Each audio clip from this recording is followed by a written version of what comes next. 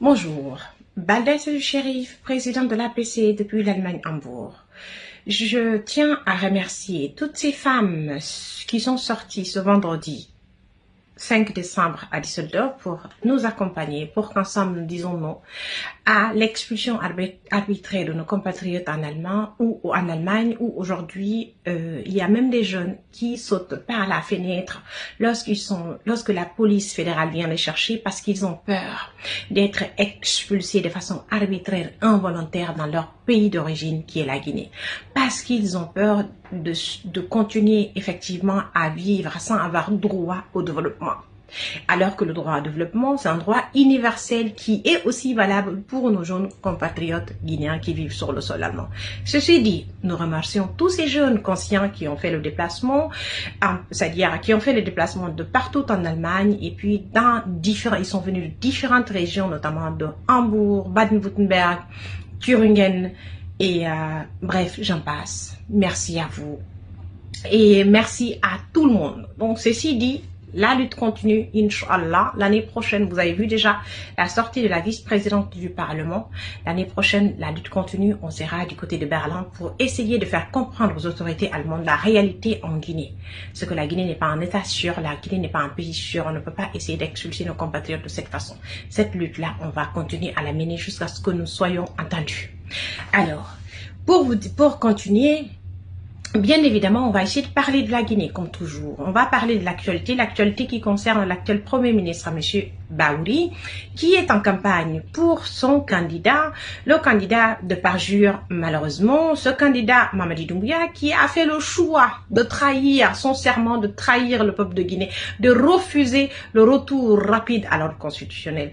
Mais quand vous voyez comment cette campagne se fait, on se demande effectivement si ces gens-là sont conscients réellement des drames que vivent nos parents, nos compatriotes dans ce pays. Tu vois, ils font des campagnes où ils essaient de soudoyer les gens, on les envoie dans des stades pour qu'on essaie de les galvaniser, de les gaver de mensonges. Pendant ce temps, sur le terrain, le peuple souffre.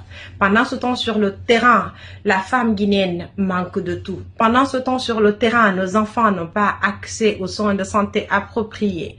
Pas de centre de santé approprié. Dans presque toutes les villes, toutes les régions de la Guinée. C'est le même scénario.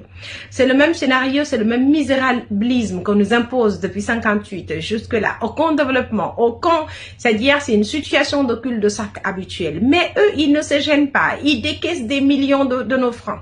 Aujourd'hui, pour se faire entendre, oui, je vous dis bien, pour se faire entendre, il faut être un mendiant patenté, il faut être un oisif patenté, il faut être un idiot utile, un petit monstre sur les réseaux sociaux, comme Monsieur Takana Sayon.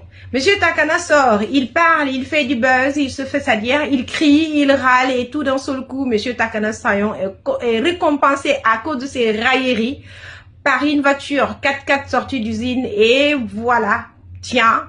Nos enseignants, pendant ce temps, crèvent. Nos enseignants crèvent parce qu'ils n'ont pas des salaires appropriés, parce que leurs conditions, c'est-à-dire de travail, font partie des plus misérables et les plus désastreuses de la sous-région ouest-africaine. On n'en tient pas compte, oui, mais il faut quand même essayer de distribuer des voitures à tous ces petits monstres des réseaux sociaux, à tous ces idiots utiles, à tous ces oisifs, à tous ces cadres médiocres, incompétents. On a vu dans quelle voiture M. Morikande, ministre de ce pouvoir-là, comment il essaye de montrer de façon ostentatoire sa voiture. Oui, sa voiture qu'il n'a pas obtenue à la sueur de son front. Une voiture qu'il a obtenue parce qu'il s'est volé, parce qu'il s'avoue-pied, parce qu'il porte pratiquement, c'est-à-dire un patronyme qui lui permet de tout faire dans ce pays. Alors, à vous qui pensez que chaque fois quand on fait des dénonciations, vous nous taxez d'être des ethnos. Et je vous dis, j'assume. Parce que l'ethnicité, en fait, c'est pas, je l'ai pas inventé. L'ethnicité, c'est vous qui vous plaignez, qui ont inventé cette ethnicité-là. Et moi, je suis convaincue d'une seule chose. De nos forces, de nos différenciations ethnicistes doit naître forcément notre force. Et c'est pourquoi je ne vais jamais essayer d'en faire une politique, mais je vais dénoncer toute forme d'ethnicité dans notre pays. Tout pouvoir fondé sur l'ethnisme politique, sur la violence, je vais te dénoncer. Il faut que cela soit clair. À bon entendeur, salut. Donc, quand vous me traitez d'ethno, j'accepte, j'assume, je m'assume. Parce qu'avant d'aimer quelqu'un d'autre, tu dois d'abord apprendre à t'aimer soi-même. Merci à vous.